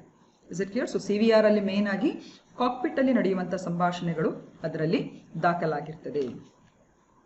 ಈಗ ಪ್ರಾಬಬಲ್ MCQs KPSC ಮತ್ತು UPSC ಪ್ರಿಲಿಮ್ಸ್ ಮತ್ತು PSIಗೆ ಸಂಬಂಧಪಟ್ಟ ಹಾಗೆ. ಸೊ ಮೊದಲನೇ ಕ್ವೆಶ್ಚನ್ ಹೀಗಿದೆ: ಈ ಕೆಳಗಿನ ಯಾವ ದೇಶಗಳು ತನ್ನ ಎಲ್ಲ ನದಿಗಳಿಗೆ ಮಾನವರಂತೆಯೇ ಕಾನೂನು ಸ್ಥಾನಮಾನವನ್ನು ನೀಡಿದಂಥ ಒಂದು ಮೊದಲ ದೇಶವಾಯಿತು? ಸೊ ತನ್ನ ದೇಶದಲ್ಲಿ ಹರಿಯುವಂಥ ಎಲ್ಲ ನದಿಗಳಿಗೆ ಒಂದು ಈ ರೀತಿ ಮಾನವರಂತೆ ಅಥವಾ ಒಂದು ರೀತಿ ಮಾನವರಂತೆ ಒಂದು ಕಾನೂನಾತ್ಮಕವಾದಂಥ ಒಂದು ಸ್ಥಾನಮಾನ ನೀಡಿರುವಂಥದ್ದು. ಸೊ ಇಲ್ಲಿ ರೈಟ್ ಆನ್ಸರ್ ಯಾವುದು ಅಂತ ಹೇಳಿದರೆ ಬಾಂಗ್ಲಾದೇಶ್. ಸೊ ಬಾಂಗ್ಲಾದೇಶ್ ತನ್ನ ದೇಶದಲ್ಲಿ ಹರಿಯುವಂತಹ ಜಮುನಾ ಅಂದರೆ ಬ್ರಹ್ಮಪುತ್ರಕ್ಕಿರುವಂಥ ಬ್ರಹ್ಮಪುತ್ರ ನದಿಯು ಬಾಂಗ್ಲಾದೇಶದಲ್ಲಿ ಹರಿಯುವಾಗ ಅದು ಜಮುನಾ ಅಂತ ಕರೆಸ್ಕೊಳ್ತದೆ. ಸೊ ಜಮುನಾ ಮತ್ತು ಪದ್ಮಾ ಆನಂತರ ಪ್ರಮುಖವಾಗಿ ಒಟ್ಟಾಗಿ ಹರಿದು ಅದು ಪದ್ಮಾ ಅಂತ ಅನಿಸ್ಕೊಳ್ತದೆ. ಸೊ ಪದ್ಮಾ ನದಿ ಇರ್ಬೋದು, ಜಮುನಾ ನದಿ ಇರ್ಬೋದು, ಮೇಘನಾ ನದಿ ಇರ್ಬೋದು, ಹೀಗೆ ಆ ದೇಶದಲ್ಲಿ ಹರಿಯುವಂಥ ಎಲ್ಲ ನದಿಗಳಿಗೂ ಕೂಡ ಈ ರೀತಿಯ ಮಾನವರಂತೆಯೇ ಒಂದು ಕಾನೂನಾತ್ಮಕವಾದ ಸ್ಥಾನಮಾನವನ್ನು ನೀಡಿದೆ. ಸೊ ಇದರ ಮುಖ್ಯ ಉದ್ದೇಶ ಇಷ್ಟೇ, ಒಂದು ಈ ನೈಸರ್ಗಿಕ ಸಂಪನ್ಮೂಲಗಳನ್ನು ಒಂದು ಉತ್ತಮ ರೀತಿ ಅಂದರೆ ಮನುಷ್ಯ ಸ್ಪಂದನೆಗೆ ಸಂಬಂಧಿಸಿದಾಗೆ ಅದನ್ನು ಸಂರಕ್ಷಿಸುವಂಥ ಒಂದು ಉದ್ದೇಶದಿಂದ ಈ ಒಂದು ಕಾಯಕಲ್ಪವನ್ನು ಅವರು ಮಾಡಿದ್ದಾರೆ. ಸೊ ಈ ರೀತಿ ಒಂದು ಟ್ರೆಂಡ್ ಹೇಗೆ ಸ್ಟಾರ್ಟ್ ಆಯಿತು? ಸೊ ಮೊದಲನೇದು ನ್ಯೂಜಿಲೆಂಡ್ ತನ್ನ ವಾಂಗಾನುಯಿ ಅಂತ ಹೇಳುವಂಥ ಒಂದು ನದಿಗೆ ಮೊದಲನೇದಾಗಿ ಈ ಒಂದು ಜೀವಂತಿಕೆಯ ಒಂದು ಸ್ಥಾನಮಾನವನ್ನು ನೀಡುವಂಥ ಒಂದು ಪರಿಯನ್ನು ಆರಂಭಿಸಿತು. ಓಕೆ, ಅದು 2017ರಲ್ಲಿ ನ್ಯೂಜಿಲೆಂಡ್ ತನ್ನ ವಾಂಗಾನುಯಿ ಅಂತ ಹೇಳುವಂಥ ನದಿಗೆ ಈ ಸ್ಥಾನಮಾನವನ್ನು ಮೊದಲ ಬಾರಿಗೆ ಕೊಟ್ಟಿತು. ಆ ನಂತರ ಭಾರತ 2ನೇ ದೇಶ ಆಗ್ತದೆ ಈ ಸ್ಥಾನಮಾನವನ್ನು ಕೊಡಲಿಕ್ಕೆ. ಅದು ಯಾವ ನದಿಗಳಿಗೆಲ್ಲ? ಗಂಗಾ ಮತ್ತು ಯಮುನಾ ನದಿಗೆ ಈ ಸ್ಥಾನಮಾನವನ್ನು ಕೊಡ್ತದೆ. ಸೊ ಸ್ಥಾನಮಾನವನ್ನು ಕೊಟ್ಟದೆ ಯಾರು ಅಂತ ಹೇಳಿದರೆ ಉತ್ತರ ಪ್ರದೇಶದ ಒಂದು ಹೈಕೋರ್ಟ್ ಏನಿದೆ ಈ ಸ್ಥಾನಮಾನವನ್ನು ಕೊಟ್ಟರೂ ಕೂಡ ಆ ನಂತರ ಸುಪ್ರೀಂ ಕೋರ್ಟ್ ಅದಕ್ಕೆ ತಡೆಯಾಜ್ಞೆ ಕೊಡ್ತದೆ. ಸೊ ಆ ಇತಿಹಾಸ ಏನಿದ್ರೂ ಕೂಡ ಭಾರತ ದೇಶ ಮಾತ್ರ ಈ ರೀತಿಯಾಗಿ ನದಿಗಳಿಗೆ ಸ್ಥಾನಮಾನ ಕೊಡುವಲ್ಲಿ ಅದು 2ನೇ ದೇಶ ಆಗ್ತದೆ. ಆ ನಂತರ ಬಾಂಗ್ಲಾದೇಶದ ಹೈಕೋರ್ಟ್ ಕೂಡ ತನ್ನ ದೇಶದೊಳಗೆ ಹರಿಯುವಂಥ ಎಲ್ಲ ನದಿಗಳಿಗೂ ಕೂಡ ಈ ಒಂದು ಲಿವಿಂಗ್ ಎಂಟಿಟಿ ಅಂತ ಹೇಳಿದರೆ ಒಂದು ಜೀವನಾಂಶ ಇರುವಂಥ ಅಂದರೆ ಜೀವಂತಿಕೆ ಇರುವಂಥ ಒಂದು ಸ್ಥಾನಮಾನದ ಮೂಲಕ ಈ ಕಾನೂನಾತ್ಮಕವಾದ ಒಂದು ಸಂರಕ್ಷಣೆಯನ್ನು ಕೂಡ ತನ್ನ ಎಲ್ಲ ನದಿಗಳಿಗೆ ಕೊಡ್ತದೆ. ಭಾರತ ದೇಶ ಕೇವಲ 2 ನದಿಗಳಿಗೆ ಮಾತ್ರ ಕೊಟ್ಟಿರುವಂಥದ್ದು. ಅದರ ಬಾಂಗ್ಲಾದೇಶ ಇಡೀ ವಿಶ್ವದಲ್ಲೇ ಅದು ನಂಬರ್ 1 ರಾಜ್ಯ ಆಗ್ತದೆ, ಪ್ರಥಮ ರಾಜ್ಯ ಅಂದ್ಕೊಳ್ತದೆ. ತನ್ನ ಮೂಲಕ ಹರಿಯುವಂಥ ಎಲ್ಲ ನದಿಗಳಿಗೂ ಕೂಡ ಈ ರೀತಿಯ ಒಂದು ಸಂರಕ್ಷಣಾತ್ಮಕವಾದಂಥ ಒಂದು ಜೀವಂತಿಕೆಯ ಸ್ಥಾನಮಾನವನ್ನು ಕೊಡುವಂಥದ್ದು. Okay, so this is about the question related to the rivers which considers as a living entity. So ಮೊದಲನೇದು ವಾಂಗಾನುಯಿ ನದಿ ಅಂತ ಹೇಳುವಂಥದ್ದು ನ್ಯೂಜಿಲೆಂಡ್ಗೆ ಸಂಬಂಧಿಸಿದ ನದಿ. ಸೊ ನ್ಯೂಜಿಲೆಂಡ್ ಪ್ರಥಮ ದೇಶ ಆಗ್ತದೆ. 2ನೇ ಸ್ಥಾನದಲ್ಲಿ ಭಾರತ ದೇಶ, ಅದು ತನ್ನ 2 ನದಿಗಳಿಗೆ ಈ ಸ್ಥಾನಮಾನವನ್ನು ಕೊಟ್ಟಿರುವಂಥದ್ದು. 3ನೇ ಸ್ಥಾನದಲ್ಲಿ ಬಾಂಗ್ಲಾದೇಶ ಇನ್ನೂ ಒಂದು ಹೆಜ್ಜೆ ಮುಂದೆ ಹೋಗಿ ತನ್ನ ದೇಶದಲ್ಲಿ ಹರಿಯುವಂಥ ಎಲ್ಲ ನದಿಗಳಿಗೂ ಕೂಡ ಈ ಒಂದು ಸ್ಥಾನಮಾನವನ್ನು ಕೊಡುವಂಥದ್ದು. 2ನೇ ಪ್ರಶ್ನೆ ಜ್ಯೋತಿರಾವ್ ಫೂಲೆಗೆ ಸಂಬಂಧಿಸಿದಾಗೆ. ಸೊ ಇವರು ಒಂದು ಬಹಳಷ್ಟು ಉತ್ತಮವಾದಂಥ ಒಂದು ಸಮಾಜ ಸುಧಾರಕರು. ಸೊ ಇವರಿಗೆ ಸಂಬಂಧಿಸಿದಾಗೆ 3 ಸ್ಟೇಟ್ಮೆಂಟ್ಸ್ಗಳನ್ನು ನಾವಿಲ್ಲಿ ಹಾಕಿದ್ದೇವೆ. ಅದರಲ್ಲಿ ಏನು ಹೇಳ್ತಾರೆ? ಅವರ ಸಿದ್ಧಾಂತಗಳು ಸ್ವಾತಂತ್ರ್ಯವಾದಿ ಮತ್ತು ಸಮಾನತಾವಾದವನ್ನು ಆಧರಿಸಿವೆ. 2ನೇದು ಅವರು ಸತ್ಯಶೋಧಕ ಸಮಾಜದ ಸಂಸ್ಥಾಪಕರಾಗಿದ್ದರು. 3ನೇದು ಅವರಿಗೆ ಮಹಾತ್ಮ ಎಂಬ ಬಿರುದನ್ನು ನೀಡಲಾಯಿತು. ಸೊ ಈ 3 ಸ್ಟೇಟ್ಮೆಂಟ್ಗಳಿಗೆ ಸಂಬಂಧಿಸಿದಾಗೆ ಡೆಫಿನೆಟ್ಲಿ ಆಪ್ಷನ್ ಡಿ ಕರೆಕ್ಟ್ ಆಗಿರುವ ಒಂಥರ. ಯಾಕಂದರೆ ಈ 3 ಸ್ಟೇಟ್ಮೆಂಟ್ಗಳು ಕೂಡ ಅವರಿಗೆ ಪೂರಕವಾಗಿರುವಂಥ ವಿಚಾರಗಳು. ಸೊ ಇಲ್ಲಿ ನಾವು ನೋಡ್ಬೋದು, ಇವರೊಬ್ಬರು ಹೆಸರಾಂತ ಸಮಾಜ ಸುಧಾರಕರು. ಅದೇ ರೀತಿ ಜಾತಿ ಮಧ್ಯೆ ಇರುವಂಥ ದೌರ್ಜನ್ಯಗಳನ್ನು ತಡೆ ಹಾಕಲಿಕ್ಕೆ ಇವರು ತುಂಬಾ ಪ್ರಯತ್ನಪಟ್ಟರು. ಅವರ ಹೆಂಡತಿ ಸಾವಿತ್ರಿಬಾ ಫುಲೆ ಅವರ ಜೊತೆಯಲ್ಲಿ ಹೆಣ್ಣು ಮಕ್ಕಳ ಶಿಕ್ಷಣಕ್ಕೆ ಸಂಬಂಧಿಸಿದಾಗೆ ತುಂಬ ಉತ್ತಮ ರೀತಿಯ ಕೊಡುಗೆಗಳನ್ನು ಅವರು ಕೊಟ್ಟಿದ್ದಾರೆ. ಅವರ ಐಡಿಯಾಲಜಿ ಏನಿದ್ರು ಲಿಬರ್ಟಿ, ಇಗ್ಯಾಲಿಟೇರಿಯನಿಸಮ್ ಮತ್ತು ಸೋಷಿಯಲಿಸಮ್ ಆಧಾರದಲ್ಲಿ ಅದು ಇರುವಂಥದ್ದು. ಫೂಲೆ ಅವರಿಗೆ ಥಾಮಸ್ ಪೇನ್ ಅವರ ರೈಟ್ಸ್ ಆಫ್ ಮ್ಯಾನ್, ಮಾನವನ ಹಕ್ಕುಗಳು ಎಂಬ ಆ ಪುಸ್ತಕದಿಂದ ಬಹಳಷ್ಟು ಪ್ರಭಾವಿತಗೊಂಡವರು. ನಮ್ಮ ಭಾರತ ದೇಶದಲ್ಲಿ ಅಂದಿನ ಕಾಲದಿದ್ದಂಥ ಈ ಒಂದು ಕೆಲವೆಲ್ಲ ಸಾಮಾಜಿಕ ಪಿಡುಗುಗಳನ್ನು, ಅದರಲ್ಲೂ ಕೂಡ ಮಹಿಳೆಯರನ್ನು ಕಾಡ್ತಾ ಇದ್ದಂಥ ಹಾಗೂ ಕೆಳಮಟ್ಟದ ಜಾತಿಗಳನ್ನು ತುಂಬನೇ ದೌರ್ಜನ್ಯಕ್ಕೆ ಅವರು ಒಳಗಾಗ್ತಿದ್ದಂಥ ಪಿಡುಗುಗಳನ್ನು ನಿವಾರಿಸಲಿಕ್ಕೆ ಅವರು ಶ್ರಮಪಟ್ಟಂಥ ಒಂದು ಶ್ರೇಷ್ಠ ಜೀವಿ ಅಂತ ಹೇಳ್ಬೋದು. ಅದಲ್ಲದೆ 1848ರಲ್ಲೂ ಕೂಡ ಜ್ಯೋತಿರಾವ್ ಫೂಲೆ ಅವರ ಜೊತೆಗಾರರು ಒಟ್ಟು ಸೇರಿ ಸತ್ಯಶೋಧಕ ಸಮಾಜ ಅಂತ ಹೇಳುವಂಥ ಒಂದು ಸಂಸ್ಥೆಯನ್ನು ಕೂಡ ಅವರು ಸ್ಥಾಪಿಸ್ತಾರೆ. ಪ್ರಮುಖವಾಗಿ ಇದು ಸಾಮಾಜಿಕ ಆರ್ಥಿಕ ಒಂದು ಸಬಲೀಕರಣವನ್ನು ಕೆಳಮಟ್ಟದ ಈ ಜಾತಿಗಳಿಗೆ ಕೊಡುವ ನಿಟ್ಟಿನಲ್ಲಿ ಈ ಒಂದು ಸೀಕರ್ಸ್ ಆಫ್ ಟ್ರೂತ್ ಅಥವಾ ಸತ್ಯ ಶೋಧನೆಗೆ ಸಂಬಂಧಿಸಿದ ಒಂದು ಸಮಾಜವನ್ನು ಕೂಡ ಅವರು ತೆರೀತಾರೆ. ಸೊ ಹಾಗಾಗಿ 2ನೇ ಸ್ಟೇಟ್ಮೆಂಟ್ ಕೂಡ ಕರೆಕ್ಟ್. 3ನೇದಾಗಿ ಅವರಿಗೆ ಮಹಾತ್ಮ ಅಂತ ಹೇಳುವಂಥ ಒಂದು ಬಿರುದನ್ನು ಕೂಡ ಕೊಟ್ಟಿರ್ತಾರೆ. ಸೊ ಇವರ ಈ ಒಂದು ಸಾಮಾಜಿಕ ವ್ಯವಸ್ಥೆ ಹಾಗೂ ಸಾಮಾಜಿಕ ಕಳಕಳಿಯ ಒಂದು ರೀತಿಯ ಆ ಕಾರ್ಯರೂಪತೆಯನ್ನು ಗಮನಿಸಿಕೊಂಡು 11 ಮೇ 1888ರಲ್ಲಿ ಮಹಾರಾಷ್ಟ್ರದ ಬಹಳಷ್ಟು ಹೆಸರಾಂತ ಸೋಷಿಯಲ್ ಆಕ್ಟಿವಿಸ್ಟ್ ಆದಂಥ ವಿಠಲ್ ರಾವ್ ಕೃಷ್ಣಾಜಿ ವಾಂಡೇಕರ್ ಅಂತ ಹೇಳುವವರು ಇವರಿಗೆ ಮಹಾತ್ಮ ಅಂತ ಹೇಳುವಂಥ ಬಿರುದನ್ನು ಕೂಡ ಕೊಡ್ತಾರೆ. ಓಕೆ, ಸೊ 3 ಸ್ಟೇಟ್ಮೆಂಟ್ಗಳು ಕೂಡ ಇವರಿಗೆ ಸಂಬಂಧಿಸಿದಾಗೆ ಅದು ಕರೆಕ್ಟ್ ಆಗಿರುವಂಥ ಸ್ಟೇಟ್ಮೆಂಟ್. ನೆಕ್ಸ್ಟ್, ಜಾಗಾ ಮಿಷನ್ ಎಂಬುದು ಸುದ್ದಿಯಲ್ಲಿರುವಂಥದ್ದು. ಇದು ಯಾವ ರಾಜ್ಯಕ್ಕೆ ಸಂಬಂಧಿಸಿದ್ದು? ಜಗಾ ಮಿಷನ್. ಸೊ ಇಲ್ಲಿ option C is a right answer. ಇದು ಒಡಿಸ್ಸಾಗೆ ಸಂಬಂಧಿಸಿದ ಈ ಒಂದು ಕೊಳಗೇರಿ ಪ್ರದೇಶದ ನಿವಾಸಿಗಳ ಒಂದು ಉದ್ದರೀಕರಣಕ್ಕೆ ಅಥವಾ ಅವರ ಮೂಲಭೂತ ಸೌಕರ್ಯಗಳನ್ನು ಕಲ್ಪಿಸಲಿಕ್ಕೆ ಇರುವಂಥ ಒಂದು ವಿಶೇಷವಾದಂಥ ಒಂದು ಮಿಷನ್ ಅಂತ ಹೇಳ್ಬೋದು. ಸೊ ಒಡಿಶಾ ಲಿವೆಬಲ್ ಹ್ಯಾಬಿಟ್ಯಾಟ್ ಮಿಷನ್, ಜಗಾ ಮಿಷನ್ ಅಂತ ಹೇಳುವಂಥದ್ದನ್ನು ಹೌಸಿಂಗ್ ಆ್ಯಂಡ್ ಅರ್ಬನ್ ಡೆವಲಪ್ಮೆಂಟ್, ವಸತಿ ಮತ್ತು ನಗರಾಭಿವೃದ್ಧಿ ಆ ಒಂದು ಡಿಪಾರ್ಟ್ಮೆಂಟ್ ಏನಿದೆ ಗೌರ್ಮೆಂಟ್ ಆಫ್ ಒಡಿಸ್ಸಾ, ಅದು 2018ರಲ್ಲಿ ಅದು ಪ್ರಾರಂಭ ಮಾಡಿರುವಂಥದ್ದು. ಮುಖ್ಯವಾಗಿ ಇದರ ಓರಿಯೆಂಟೇಷನ್ ಅಥವಾ ಇದರ ಉದ್ದೇಶ ಇಷ್ಟೇ, ನಗರದಲ್ಲಿ ವಾಸಿಸುವಂಥ ಈ ಕೊಳಗೇರಿ ಪ್ರದೇಶದವರಿಗೆ ಸೂಕ್ತ ರೀತಿಯ ಒಂದು ವಾಸವಾಗಿರಲಿಕ್ಕೆ ಇರುವಂಥ ಒಂದು ಆವಾಸ ಸ್ಥಾನ ಅಥವಾ ಅವರಿಗಿರುವಂಥ ಒಂದು ಪ್ರದೇಶವನ್ನು ಉತ್ತಮ ರೀತಿಯ ಮೂಲಭೂತ ಸೌಕರ್ಯಗಳ ಜೊತೆಯಲ್ಲಿ ಅರ್ಬನ್ ಲೋಕಲ್ ಬಾಡೀಸ್ ಅಥವಾ ಅರ್ಬನ್ ಫೆಸಿಲಿಟೀಸ್ಗಳಿಗೆ ಪಾರಾಗಿ ಅಂದರೆ ಅದಕ್ಕೆ ಸಮ ಪ್ರಮಾಣವಾಗಿ ಈ ಒಂದು ಕಾಯಕಲ್ಪವನ್ನು ರೂಪಿಸಲಿಕ್ಕೆ ಇರುವಂಥ ಒಂದು ಯೋಜನೆ. Okay, so this is about ಜಗಾ ಮಿಷನ್. ಸೊ ಪ್ಲೀಸ್ ರಿಮೆಂಬರ್, ಇದು ಒಡಿಸ್ಸಾಗೆ ಸಂಬಂಧಿಸಿದ ಒಂದು ಮಿಷನ್ ಆ್ಯಂಡ್ ಬೇಸಿಕಲಿ ಇದು ಕೊಳಗೇರಿ ನಿವಾಸಿಗಳಿಗೆ ಸಂಬಂಧ. ಯಾಕಂದರೆ ಕೊಳಗೇರಿ ನಿವಾಸಿಗಳು ಹೆಚ್ಚಾಗಿ ನಮಗೆ ಮಹಾನಗರ ಅಥವಾ ನಗರ ಪ್ರದೇಶಗಳಲ್ಲೇ ಕಂಡುಬರುವಂಥದ್ದು. ಸೊ ಇವರು ಡ್ರಾಸ್ಟಿಕ್ ಒಂದು ಇದರಲ್ಲಿರ್ತಾರೆ, ಅಂದರೆ ನಗರಗಳಿಗೆ ಹೋಲಿಸಿದರೆ ನಗರಗಳಿಗೆ ಒಂದು ಕಪ್ಪು ಚುಕ್ಕೆ ಕೂಡ ಈ ಕೊಳಚಗೇರಿ ಪ್ರದೇಶ ಅಂತ ಹೇಳಿದರೆ. ಸೊ ಅದಕ್ಕೆ ಪೂರಕವಾಗಿ ಇವರ ಒಂದು ಮೂಲಭೂತ ಸೌಕರ್ಯವನ್ನು ಉನ್ನತೀಕರಿಸಲಿಕ್ಕೆ ಹಾಗೂ ಉತ್ತಮಗೊಳಿಸಲಿಕ್ಕೆ ಈ ಒಂದು ಮಿಷನನ್ನು ಅವರು ಮಾಡಿದ್ದಾರೆ, ಜಗಾ ಮಿಷನ್ ಅಂತ ಹೇಳಿಬಿಟ್ಟು. This is another very important question. ಇದು UPSCಯಲ್ಲಿ ಬಂದಿತ್ತು ಒಂದ್ಸಲ, ಬಟ್ ಈಗ ಸ್ವಲ್ಪ ಇದರಲ್ಲಿ ಚೇಂಜ್ ಓವರ್ ಇರುವ ಕಾರಣ ಐ ಥಾಟ್ ಈ ಪ್ರಶ್ನೆಗಳನ್ನು ಹಾಕಿ ಪುನೊಂದ್ಸಲ ವಿಶ್ಲೇಷಣೆ ಮಾಡೋದು ಇಂಪಾರ್ಟೆಂಟ್ ಅಂತ. ಭಾರತದಲ್ಲಿ ಹಿಮಾಲಯವು 5 ರಾಜ್ಯಗಳಲ್ಲಿ ಮಾತ್ರ ವ್ಯಾಪಿಸಿದೆ ಅಂತ ಇದೆ. 2ನೇ ಸ್ಟೇಟ್ಮೆಂಟ್, ಪಶ್ಚಿಮ ಘಟ್ಟಗಳು 5 ರಾಜ್ಯಗಳಲ್ಲಿ ಮಾತ್ರ ಹರಡಿವೆ ಅಂತ ಇದೆ. 3ನೇ ಸ್ಟೇಟ್ಮೆಂಟ್, ಹುಲಿಕಾಟ್ ಸರೋವರವು 2 ರಾಜ್ಯಗಳಲ್ಲಿ ಮಾತ್ರ ವ್ಯಾಪಿಸಿವೆ ಅಂತ ಇದೆ. ಸೊ ಈ 3 ಸ್ಟೇಟ್ಮೆಂಟ್ಗಳಿಗೆ ಸಂಬಂಧಿಸಿದಾಗೆ which is the right statement ಅಂತ ಹೇಳಿದರೆ ಇಲ್ಲಿ ಆಪ್ಷನ್ ಬಿ. ಓಕೆ, 3ನೇ ಸ್ಟೇಟ್ಮೆಂಟ್ ಮಾತ್ರ ಕರೆಕ್ಟ್. ಹುಲಿಕಾಟ್ ಸರೋವರ ಎಂಬುದು 2 ರಾಜ್ಯಗಳಲ್ಲಿ ಅದು ಅದರ ವ್ಯಾಪ್ತಿಯನ್ನು ಹೊಂದಿದೆ. ಆದರೆ 1ನೇ ಮತ್ತು 2ನೇ ಸ್ಟೇಟ್ಮೆಂಟಲ್ಲಿ ತಪ್ಪಾಗಿದೆ. ಸೊ ಯಾಕೆ ತಪ್ಪು? ಹಿಮಾಲಯ ಆಗಿದ್ದರೆ 5 ರಾಜ್ಯಗಳಿಗೆ ಮಾತ್ರ ವ್ಯಾಪಿಸಿದಲ್ವಾ? ನೋಡ್ಕೊಂಡ್ಬಿಡುವ. ಸೊ ಹಿಮಾಲಯ ಅಂತ ಹೇಳುವಾಗ ಹಿಮಾಲಯ ಪರ್ವತ ಶ್ರೇಣಿ. ಓಕೆ, ಸೊ ಈ ಹಿಮಾಲಯ ಪರ್ವತ ಶ್ರೇಣಿ ಎಂಬುದು 5 ರಾಜ್ಯಗಳಿಗಿಂತಲೂ ಮೀರಿದಂತಹ ಒಂದು ವ್ಯಾಪ್ತಿಯನ್ನು ಹೊಂದಿದೆ. ಸೊ ಟೋಟಲ್ ಆಗಿ ನಾವು ಇಂಡಿಯನ್ ಹಿಮಾಲಯನ್ ರೀಜನ್ ಅಂತ ಹೇಳಿ ನಾವು ಕನ್ಸಿಡರ್ ಮಾಡುವಾಗ, ಈಗ ಹಿಮಾಲಯನ್ ಪರ್ವತಗಳಿಗೆ ಬೇರೆ ಬೇರೆ ರೀತಿಯ ಒಂದು ಅಂದರೆ ಅದರ ಒಂದು ಶ್ರೇಣೀಕರಣಗಳಿದೆ, ಹೌದಾ ಅಲ್ವಾ? ಆದರೆ ನಾವು ಟೋಟಲ್ ಆಗಿ ಇಲ್ಲಿ ಹಿಮಾಲಯ ರೀಜನ್ ಅಥವಾ ಇಂಡಿಯನ್ ಹಿಮಾಲಯನ್ ರೀಜನ್ ಅಂತ ಹೇಳಿ ನಾವು ಒಟ್ಟು ಇಡೀ ಹಿಮಾಲಯಸನ್ನು ನಾವು ತೆಗೆದುಕೊಳ್ಳುವಾಗ ಈ ಒಂದು ಪರ್ವತ ಶ್ರೇಣಿಯು 11 ರಾಜ್ಯಗಳು, please remember that, more than 5 States ಅಂದರೆ ಟೋಟಲ್ ಆಫ್ 11 ಇಂಡಿಯನ್ ಸ್ಟೇಟ್ಸ್ ಅನ್ನೋದು ವ್ಯಾಪಿಸಿಕೊಂಡಿದೆ. ಹಾಗೂ ಜಮ್ಮು ಕಾಶ್ಮೀರ್ ಮತ್ತು ಲಡಾಖ್ ಕೇಂದ್ರಾಡಳಿತ ಪ್ರದೇಶಗಳನ್ನು ಒಳಗೊಂಡಿವೆ. ಸೊ ಪ್ಲೀಸ್ ಡೂ ರಿಮೆಂಬರ್, 11 ರಾಜ್ಯಗಳು ಮತ್ತು 2 ಕೇಂದ್ರಾಡಳಿತ ಪ್ರದೇಶಗಳು. ಸೊ 2 ಕೇಂದ್ರಾಡಳಿತ ಪ್ರದೇಶಗಳು ಯಾವುದು? ಜಮ್ಮು ಮತ್ತು ಕಾಶ್ಮೀರ್ ಆ್ಯಂಡ್ ಲಡಾಖ್. ಹಾಗಿದ್ರೆ 11 ರಾಜ್ಯಗಳು ಯಾವುದು? Himachal Pradesh, Uttarakhand, Sikkim, Arunachal Pradesh, Nagaland, Manipur, Mizoram, Tripura, Meghalaya, Assam and West Bengal. ಈಗ ನಿಮ್ಗೆ ಅನಿಸ್ಬೋದು ಪಶ್ಚಿಮ ಬಂಗಾಳದಲ್ಲೂ ಹಿಮಾಲಯಾಸ್ ಇದೆಯಾ ಅಂತ ನೀವು ಅನಿಸ್ಬೋದು. ದಯವಿಟ್ಟು ಮ್ಯಾಪನ್ನು ತೆಗೆದುಕೊಂಡು ನೋಡಿ. ಯಾವಾಗಲೂ ಈ ಜಾಗ್ರಫಿ ರಿಲೇಟೆಡ್ ಕ್ವಶನ್ಸ್ ಇರುವಾಗ it is always nice if you have a map or an atlas along with you. ಮ್ಯಾಪಲ್ಲಿ ನೋಡಿದರೆ ಒಂದು ಈ ಥರ ಟಾಪಲ್ಲಿ ನೋಡಿ, ನೀವು ನೋಡಿದರೆ ಡಾರ್ಜಿಲಿಂಗ್ ಏರಿಯಾದಲ್ಲಿ ಡೆಫಿನೆಟ್ಲಿ ಹಿಮಾಲಯಸ್ ಹಾದು ಹೋಗ್ತದೆ, ಆ ವ್ಯಾಪ್ತಿಯಲ್ಲಿ ಅದು ಕೂಡ ಬರ್ತದೆ. ಸೊ ಹಾಗಾಗಿ ಪಶ್ಚಿಮ ಬಂಗಾಳದ ಉತ್ತರ ಭಾಗದಲ್ಲಿ ಡಾರ್ಜಿಲಿಂಗಲ್ಲ ಇರುವಂಥ ಆ ಪ್ರದೇಶದಲ್ಲಿ ಡೆಫಿನೆಟ್ಲಿ ಇಲ್ಲಿ ಹಿಮಾಲಯ ಪರ್ವತ ಶ್ರೇಣಿಗಳ ಅಂಶವನ್ನು ನಾವು ಅಲ್ಲೂ ಕೂಡ ಕಾಣ್ಬೋದು. ಸೊ ಹಾಗಾಗಿ ಪಶ್ಚಿಮ ಬಂಗಾಳ ಅಂತ ಹಿಮಾಲಯಸ್ ಅಲ್ಲಿ ಎಲ್ಲಿ ಕೆಳಗೆ ಬರ್ತದೆ ಅಂತ ಅಂದ್ಕೊಳ್ಳೋದು ಬೇಡ, Paschima Bangala. So total 11 states and 2 union territories, please do remember that.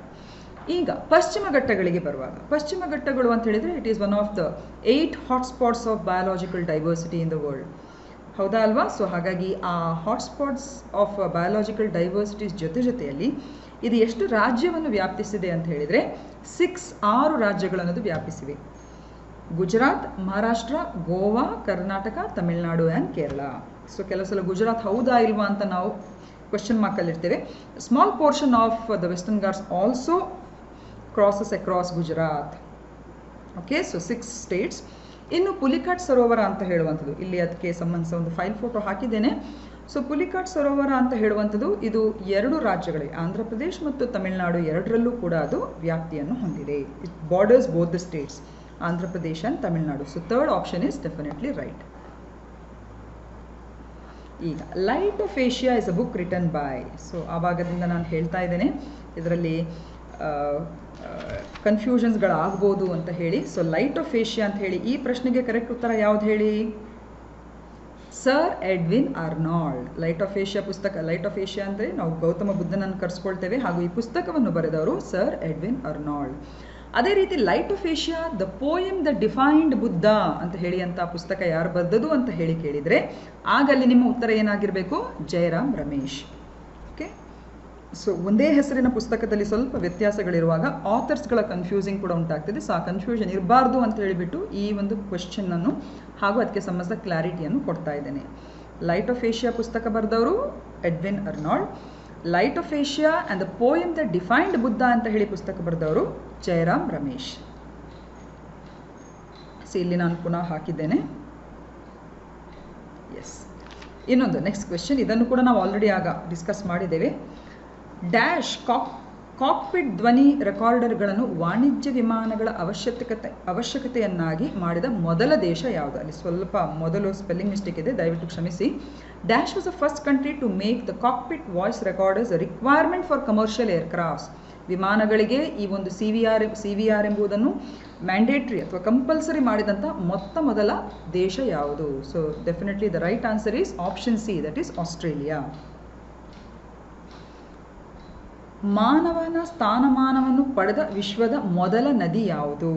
ಇದನ್ನು ಕೂಡ ನಾವು ಆಗ ಡಿಸ್ಕಸ್ ಮಾಡಿ ಆಗಿದೆ. So the right answer is ನ್ಯೂಜಿಲ್ಯಾಂಡ್ನ ವಾಂಗಾನುಯಿ ನದಿ.